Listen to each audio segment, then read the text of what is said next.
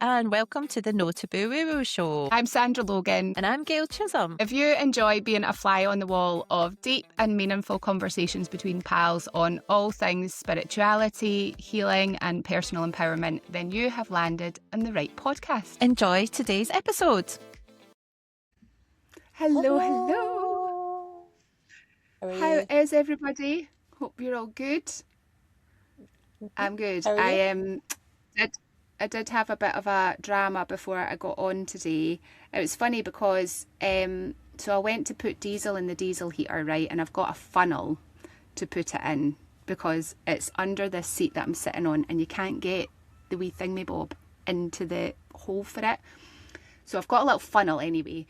And I went and I'm always really careful, like, because, you know, sometimes there's like the bit of the splashback. So I was like really, really gently, just like pulling the little nozzle. And it was like, catapulted out. And the problem being that there's a shelf. I put a shelf in here. I didn't actually put the shelf in there. My ex put the shelf in there very kindly. But the shelf in there has got my laptop, my mic, it's got like my notebooks. It's got my old laptops also in there. Yeah. And it went flying everywhere and I was like, oh fuck. I managed to settle it down, the flow of it, but I was like, oh bugger. So I did a little quick dab while I was in the petrol station to tidy it up, but before I got on today, because I came to get parked up, and then I was like, I need to sort this out, so I took everything out, but all I can smell is diesel. Like, it's so strong. So I've had to wipe everything down. But interesting. Well, I'm a bit afraid of lighting anything. I'm like, yeah, just like make it flame next to all the diesel fumes. Bad choice, Gail, bad choice. So, yeah, I just want to make sure that there's like absolutely no residue on anything, just in case. But what was interesting was when that happened, the things that are in there, there's a couple of folders that I've got, that one of the things that is in the folders is a numerology thing, which is interesting because the last episode we touched on numerology and I didn't want to interrupt with this story, but there is a folder. Basically, when I was in Wales, right when I started van life, it was like the December, I met this man who had like a background as a numerologist, and I'd like met him on a dog walk a couple of times. Not like a romantic man, he's an older man, probably about my dad's age. And we ended up going for a coffee and he was like telling me about how he was into numerology and do you want me to do your numerology and all that. So anyway, he wrote down loads of numbers, and I'm not going to lie, there was so much information that I was like about the actual numerology side of it, which I didn't really fully understand. And so I've got a little folder in there. So it's interesting that happened with the diesel, that made me remember that that's there. And then you talked about numerology. So I'm like, maybe there's something in this for me to go and revisit and to look at and see what the notes say. Because he was such a lovely man. It was one of those like divine encounters where you're like, I'll probably never see him again.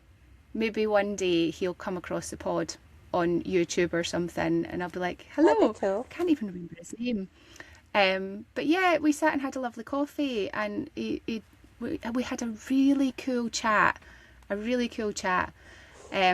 yeah, it's brought to my attention that that's there, and also that there's a whole folder of ideas that I've had that I have literally been sitting on because they are under my seat. That will be relevant for some things that Gail and I have been cooking up in the background. So I was like, oh, this is actually, it's one of those things, sometimes we don't realise that when there's a shit show of a moment, it's actually directing you to something to bring your attention to something else. So maybe that is relevant for somebody. Hopefully you're not going to get diesel splattered on everything, but maybe it's like that there's something going to come up that's going to be like a little, hi, look at me, I want your attention.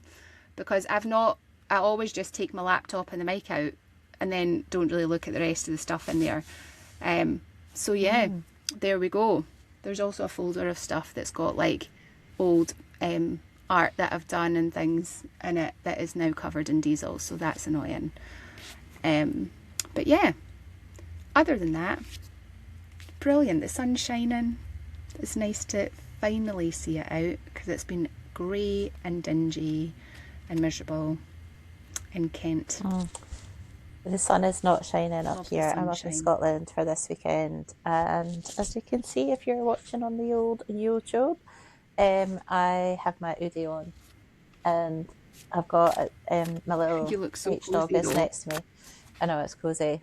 I had a call with Robin, who we'd practiced the playing big course. She lives in Cape Town, and on our call on Friday, because I'd asked her to reschedule since I was coming up to Scotland, she was in her car and she was like, "Oh, we were on Zoom," and honestly, she's in like sleeveless top, and it's like she's looked so sunny. It was beautiful, and I was like, "What am I doing in this country?"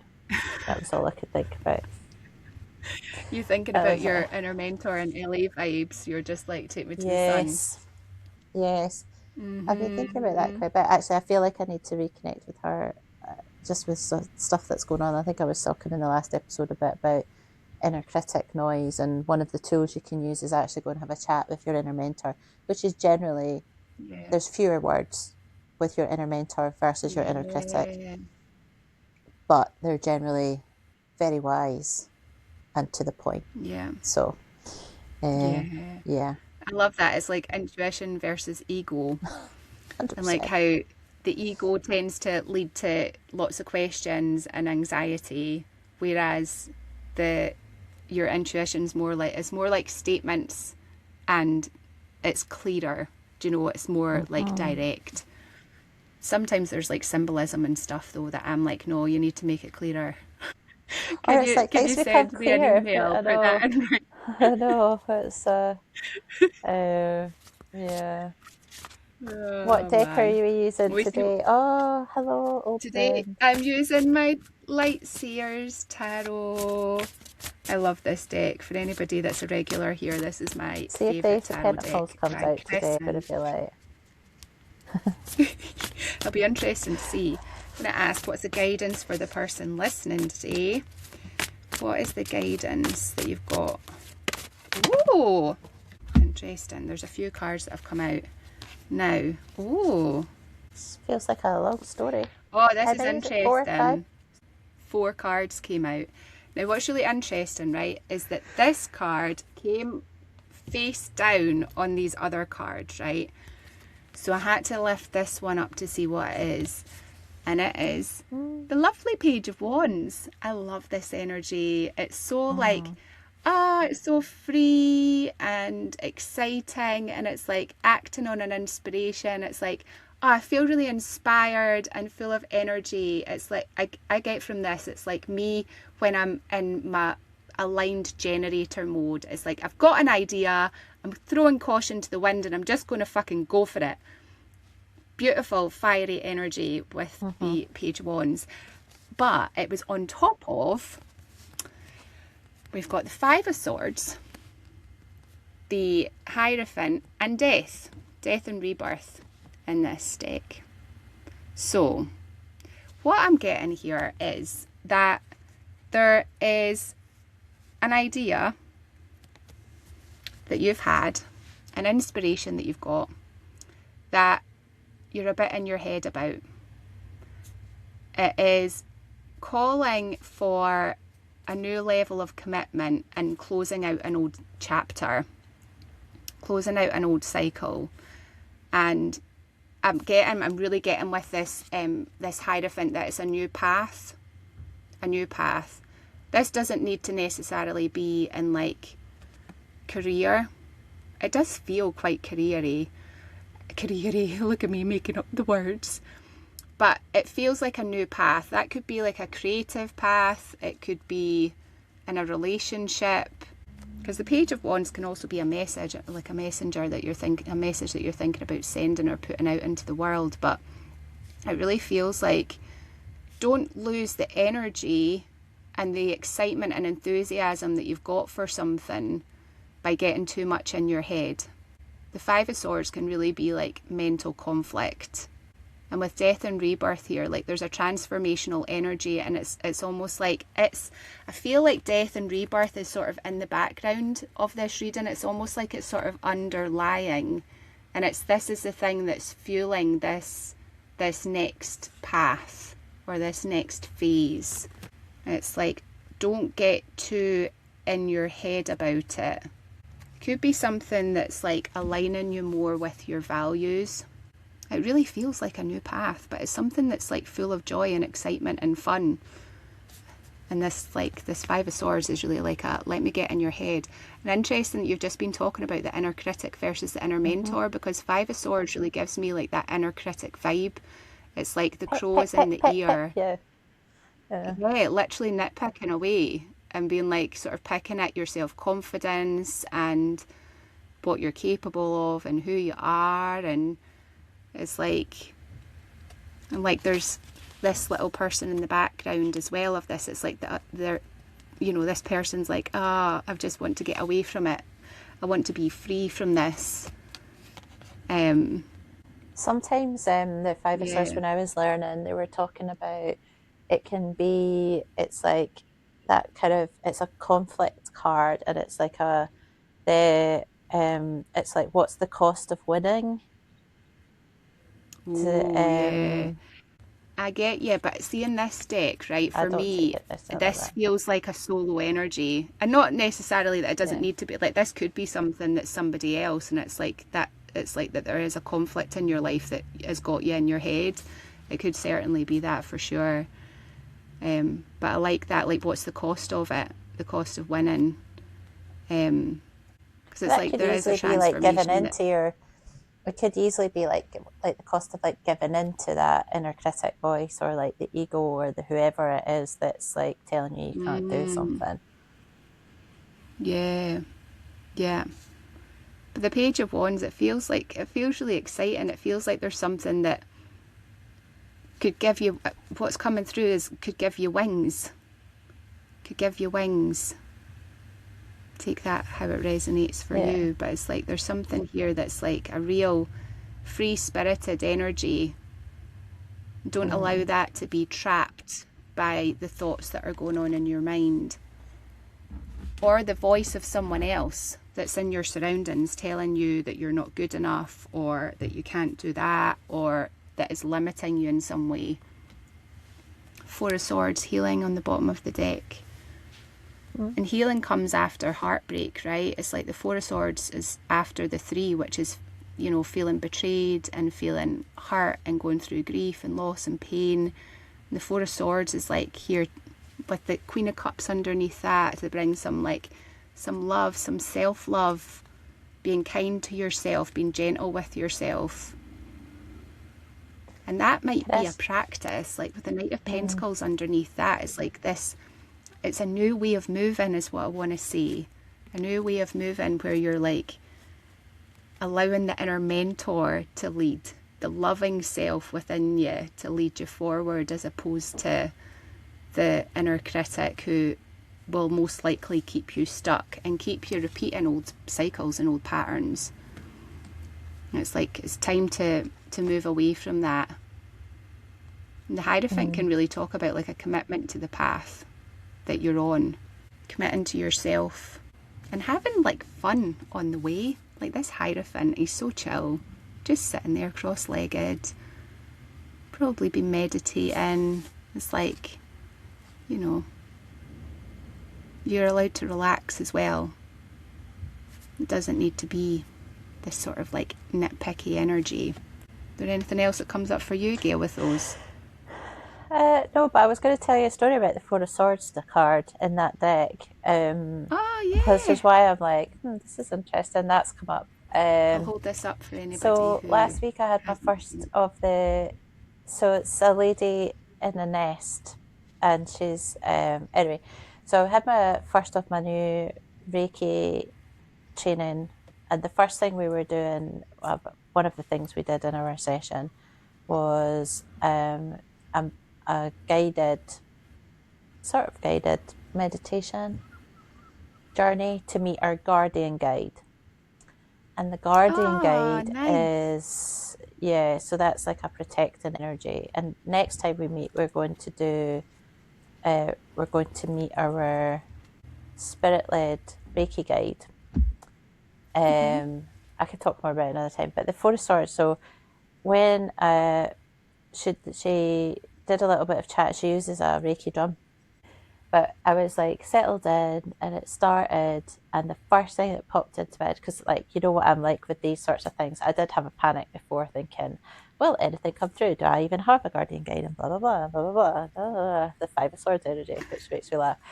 Like Overthinking that Five and of whatever. Swords. Then I know, and so I was just sat there, being quiet and meditating, and the first thing that came into my head was the image of the Four of Swords card from the Light Seers deck. Now, I haven't picked up my Light Seers deck for Ah, months, and it's been in a box. It's not even been out on display. So that was the image that popped into my head.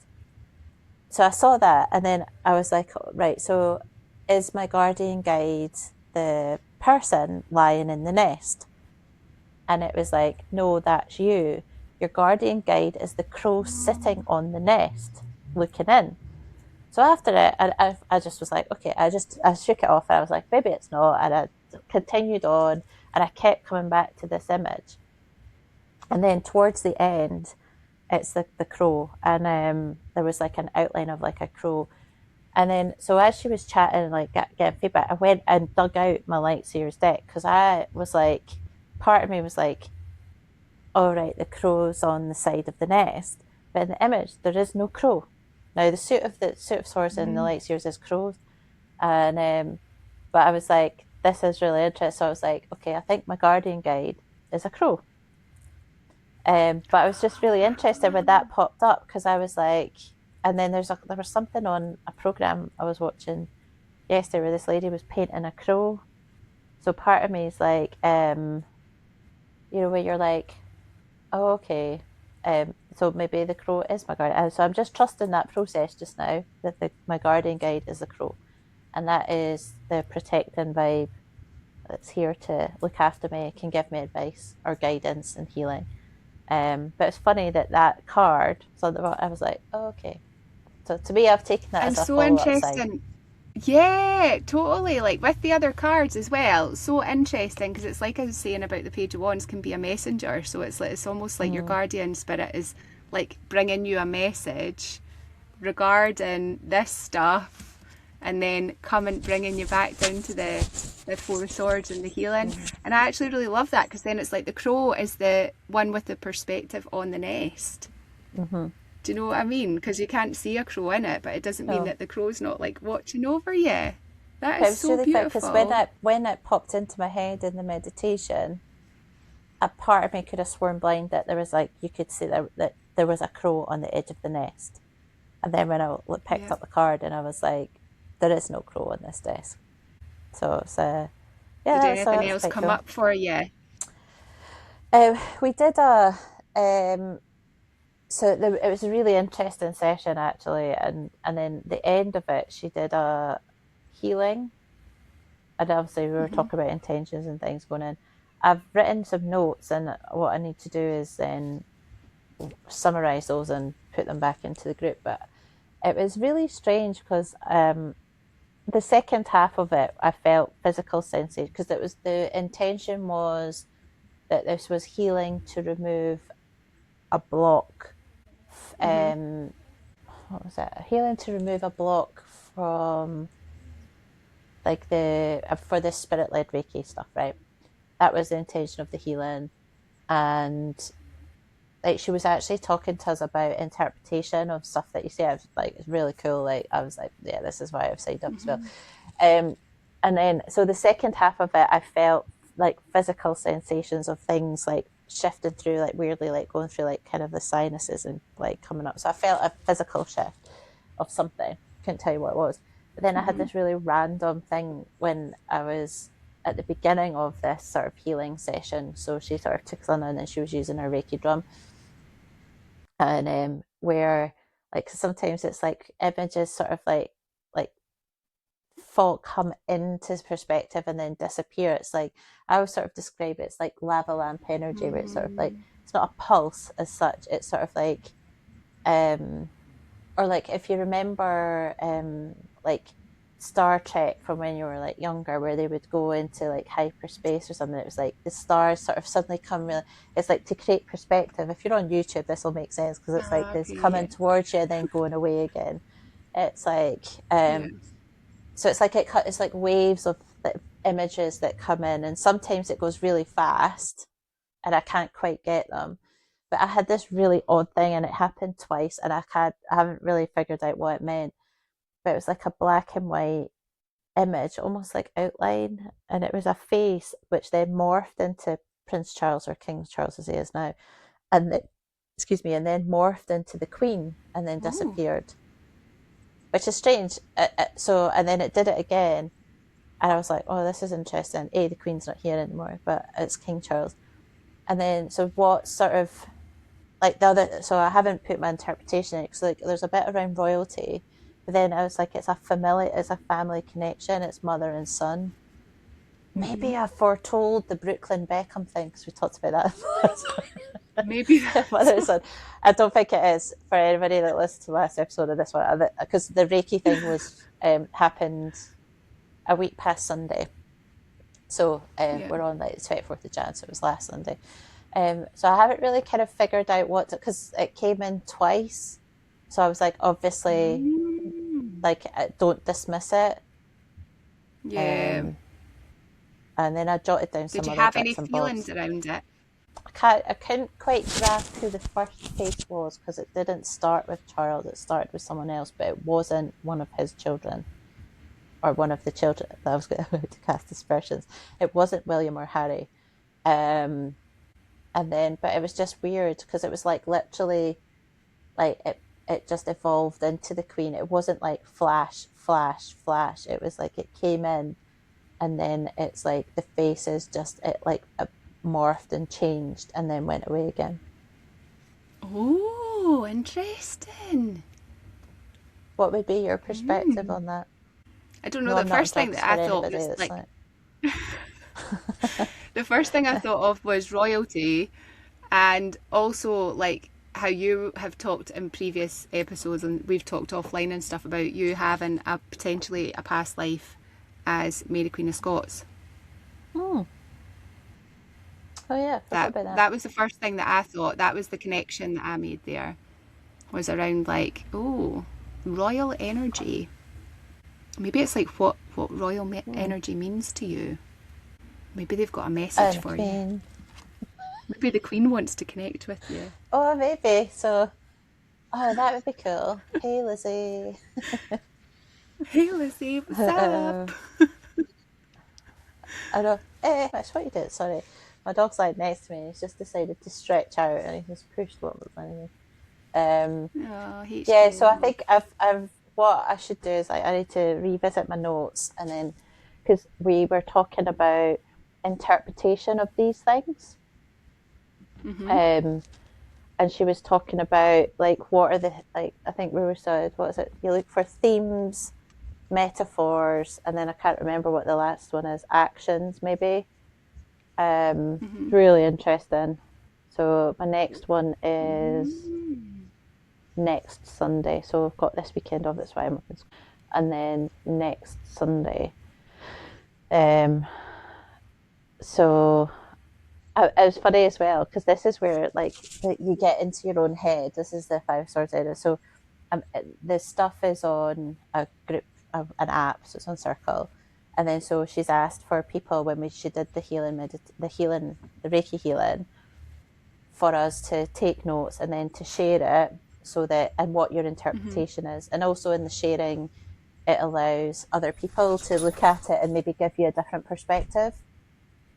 And but it's like looking at what some of the other people have, and I was like, I am going to look batshit crazy if I put what I've just seen in my little notes and put it up. And I'm like, which, so part of my hesitancy is like, because A is a comparison, I like, because I'm like, okay, this is a bit weird, but also like it feels more like maybe like a metaphor, or like what's it a metaphor for. So I've just not had the time to really sit down and dig into that, or really like then like just contemplate that message in a sort of a peaceful space. So I've not really to come up with maybe what are some options on how what this might mean. But it's the fact that it kind of happened twice in my head. I was like, very strange.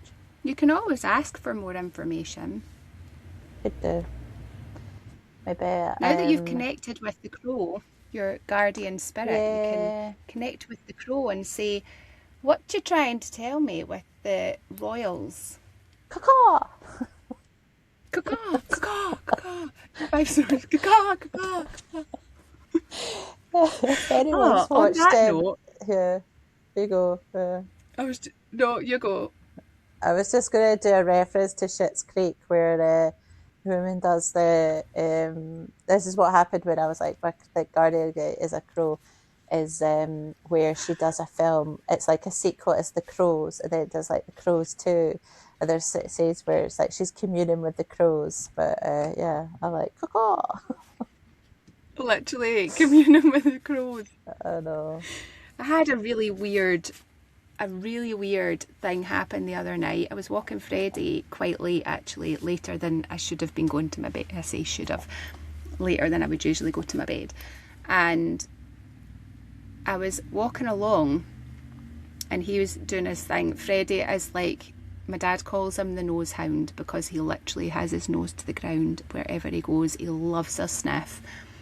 Some dogs, like, I can see, like, they just, like, are roaming about, looking about, saying hello to people. Freddie's like, do not interrupt me, I'm sniffing. That's a side note. So Freddie was doing his sniffing. I was kind of hovering about, being like, hurry up and do your bedtime poo so we can go to sleep. And all of a sudden, I hear this, like, flapping. It was like this flapping of big wings. I'm not joking, Gail. It sounded like a fucking dragon. Like, it wasn't like a little bird fluttering past or a bat or anything. It seriously was like, took me aback. And I was like, I looked around and I saw a shadow and I was like, where is it? Like, where is it?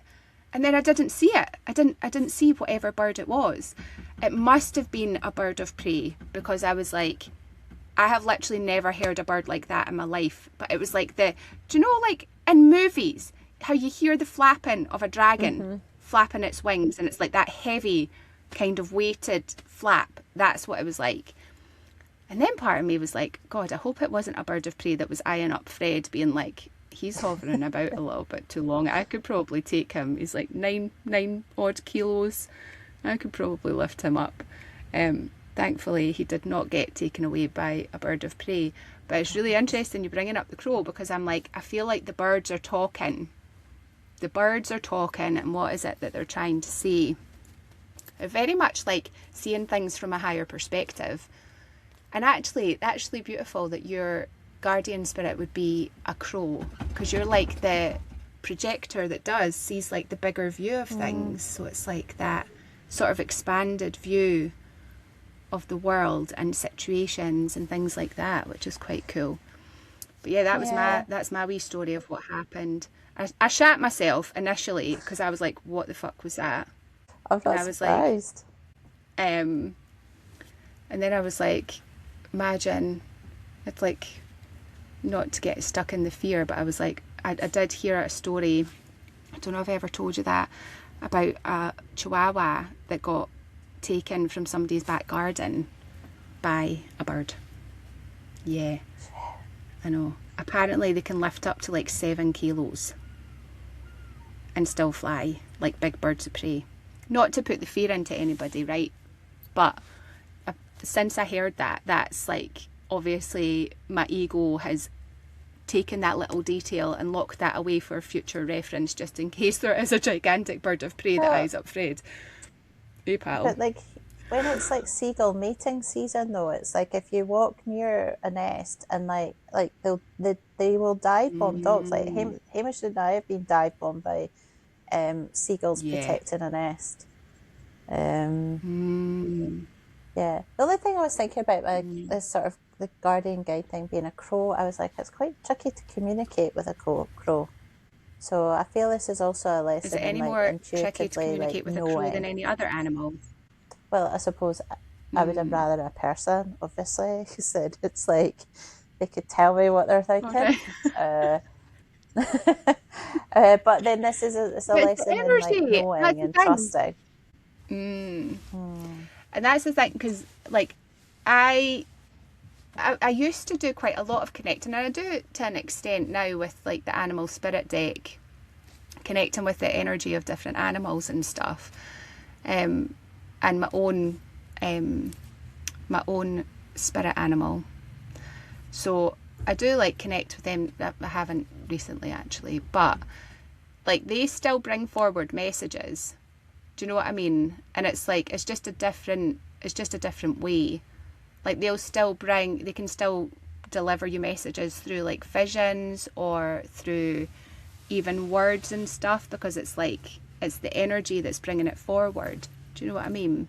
I mean, I should be grateful, really, It's because like trusting. It's you know, really somebody else I trusting think what's had coming like through. lavender, so that's quite Oh, tricky guardian I guide. love lavender. But yeah, this like I suppose on reflection, Guardian it's guide of more like lavender. That's I know it's a bit odd. So I think it's just more like it's in trust, you know, and it is that trusting when things pop into your head and like your intuition and being like, you know, and although interestingly, like if it because it is a crow, it's like when crows crop up, it's like okay, maybe I need to pay attention.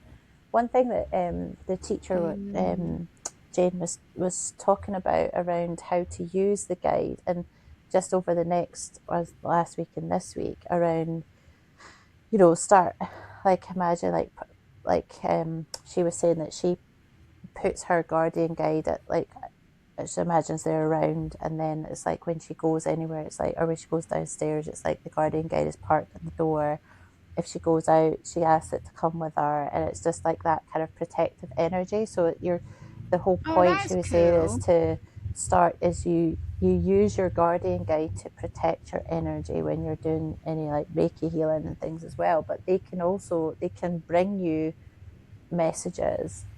So it was really good actually. So, but it is a bit weird sort of because oh, I was totally getting in my own head here, though, and I'm like, just forget, release it. But I definitely think because she uses the drum, I find that's a very good tool to help kind of eradicate like the mind monkeys. And if you've got like your headphones on and things like that, is then you can really feel it because it doesn't give you the space for like your ego to get sort of wheedle its way in and be noisy. So Yeah. so that was cool. The the drum is so tribal as well. Like I feel like it gets to a really deep part of our like instinctual nature that we don't consciously connect with. I find the drum really powerful in meditation. Really, Yeah. really powerful. I resonate a lot with it. Really do. It's very common in like shamanic practices as well. Yeah. Really cool. Yeah, so that's a course that I'm starting. The thing I've got something to finish, which is a netball coaching thing. Not quite as woo woo. Although I do bring a little bit of the woo into my netball coaching, especially breathing. Um, and Yeah. then I've been doing some stuff on breath work as well recently. But yeah, the Four of Swords, I just thought it was funny when I saw that at the bottom of the deck. I was like, I see you. It's like the little reminder, isn't it? And it's the The little exact deck as reminder. well. Yeah. So, Yeah. I love anything that. else coming up for you? Not anything else really. Interesting though that the Queen of Cups and the Knight of Pentacles is there again.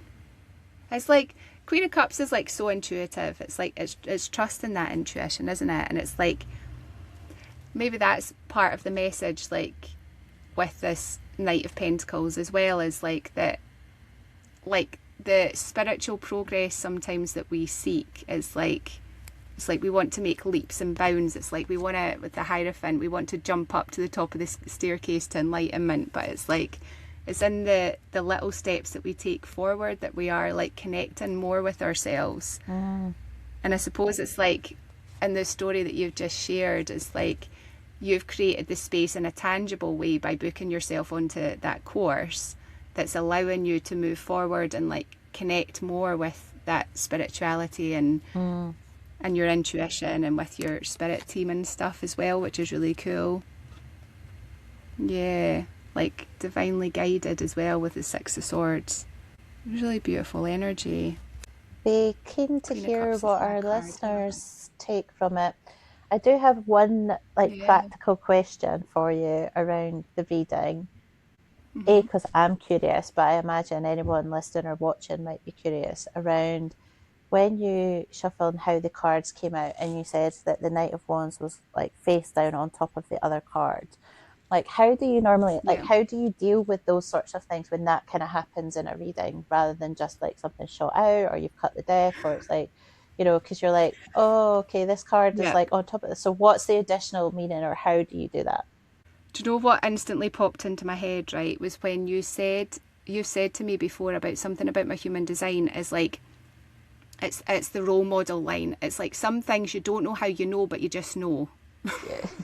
And that's not helpful, right? But when I'm reading tarot, it's so intuitive. And so when the cards came out, I just knew that the page of this card that was on top, it was like, this is the one that really wants to be expressed. And it felt like this was the overarching energy, and it was like the other ones were sort of in the background of what's going on. So that was just intuitively, and I know that's not very helpful, but well, maybe it is helpful, right? For anyone who is learning to read tarot and cards for themselves, is like really starting to trust yourself, because there's so many how-tos and there's so many different voices out there when it comes to reading tarot on like the right way to do it.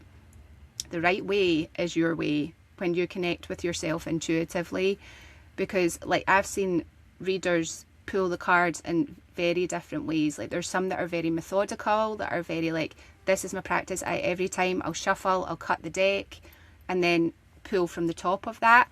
That's just not ever what I was called to do. I always just felt like in the flow of it, and I suppose that's more like my astrology as well. I'm very much like more fluid in that sense. So that's what works for me, is when I'm shuffling, I take the cards that come out as and when, in response to the questions that I've asked. But it's interesting that you picked up on that, because it felt very just sort of natural for me. But actually I think this is also me acknowledging that for other people, it's really learning to trust yourself and what you're guided to do with any spiritual tool, I think, because yeah, there are guidelines of how to do things, right? And you know, we can, you know, I've even been thinking about doing my own tarot class where I can like talk people through understanding the tarot and how to use it yourself and things. Let me know if that's something that you're interested in. But I think it's that the thing that I would say is most important is that you're coming back to yourself and being like, what came to me in the first instance, before my ego got in, before that voice was like, this is the way you should be reading it, is actually what is the first thing that comes to you. Because often that's the thing, is our intuition's like the first one in there, and then the ego is the one that comes in with like that Five of Swords energy being like, you're not doing that the right way. You should be doing it this way. Do you know? And it's like, it's one of those things with any of the divination tools. It's very much learning to trust the process, because you often say, Gail, about the tarot, is like sometimes you look at it, it's just pictures on a page, right? And sometimes the cards, like when I'm reading for myself, sometimes the cards won't necessarily speak to me, but when I'm reading for others, it's very different. But that's because I allow my mind monkeys to get in the road of my own personal readings for myself, and it's moving past that and just coming back to that trust. And because yeah, there would be some people out there that might not have taken those cards in the way that they fell out, but for me it felt intuitively, it felt like that's how it wanted to be read. So does that help? Yeah. It does. I find Anyway. sometimes as well, no, I think it's a good thing. It's a good reminder to just go with what you're feeling called to. I sometimes find it when like you turn the cards over, because if you think sometimes they come out, they're that way, but then you know, and there's three of them, but you turn them out and actually how you've laid them out, and then you might go, oh, but actually if I think about how they were on the deck, it's actually 1, 2, 3. but it's like, no, you've Yeah. been called to put them in that way. That's like, and sometimes I know when we've done things like when you get into like big readings and things, is sometimes like I'll feel like actually that, like when you're pulling out some more cards, you're like, oh, I think that feels like it really relates to this thing over here, and I'll quite often move it to sit Yeah. with that, and and I think that's the thing where it's and it's a tool to help inquiry, and maybe it's then the questions, or if you bring them together and you think, oh right, well, this has come out, and it's I think that's one thing I just quite like about it, around like it can just be like see where Yeah. it takes you, but it's trusting, like to your fundamental point, it's like trust like what you're feeling called to do is the right thing, and then rather than be like, oh well, that's where sometimes like I do some spreads more sometimes where it's like a particular question, or like I like the no grow let go, or some people do the past present future and stuff, but like when you get into like the big Celtic cross and stuff like that, and how it all comes out, and this Yeah. is the position for that one and so forth, I'm like, that's probably less Mm, of how I read the cards. yeah. Sometimes I feel called to do like a traditional spread, but it's rarely.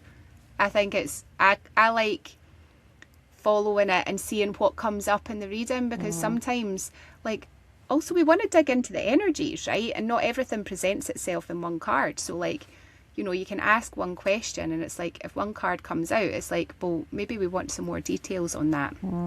And that's how I like to work.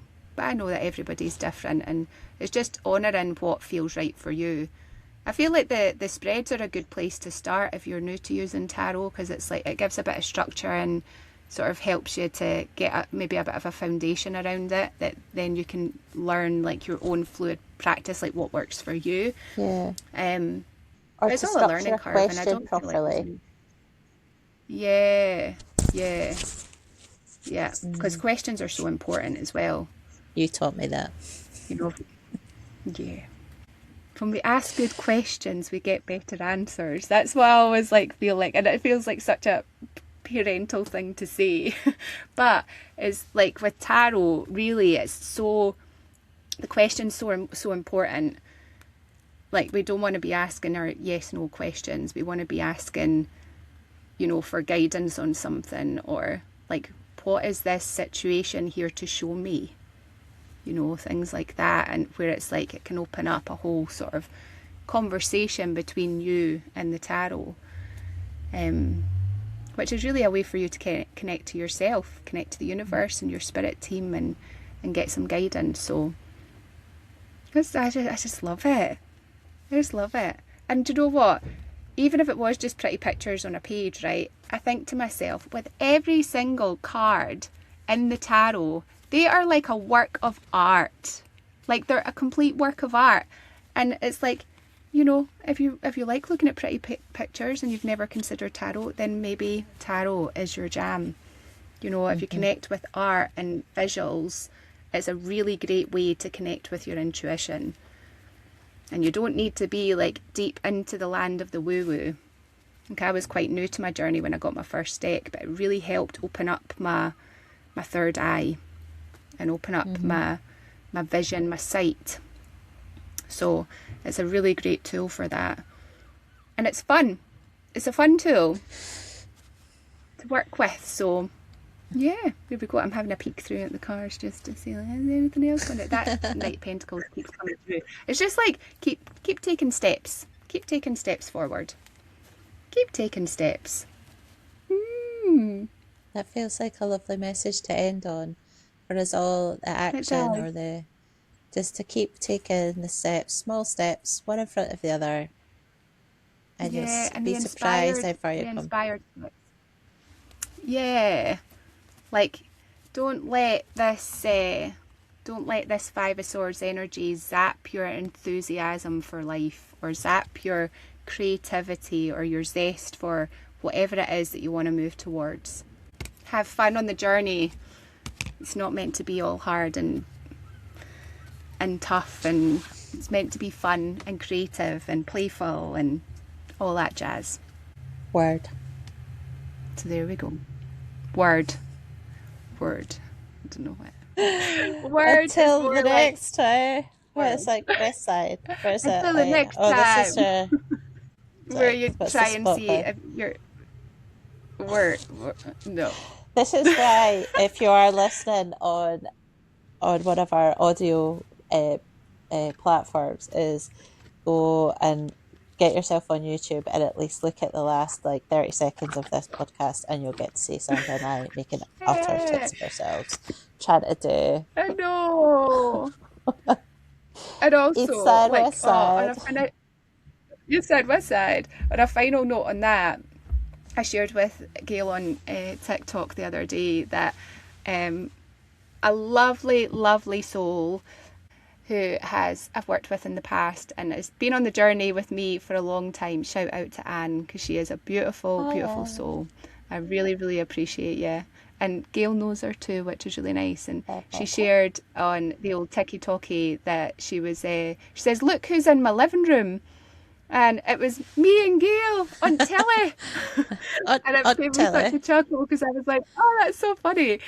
And yeah, it made me think of how lovely it is that people can now feel like, you know, that we are like in a room together. I think that's the thing with YouTube, is that people can now see us, and it just creates a bit more connection. So it was like, I actually said to her, I was like, oh, now I feel like I want to like make a cup of tea before each episode and like sit down and like we're all in the living room together having a wee chat, you know, like a little friendly circle where we're like just connecting. And so I didn't make my cup of tea today because I didn't want to blow my van up after my diesel splatter. So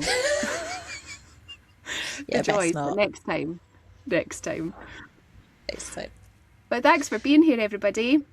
Appreciate you.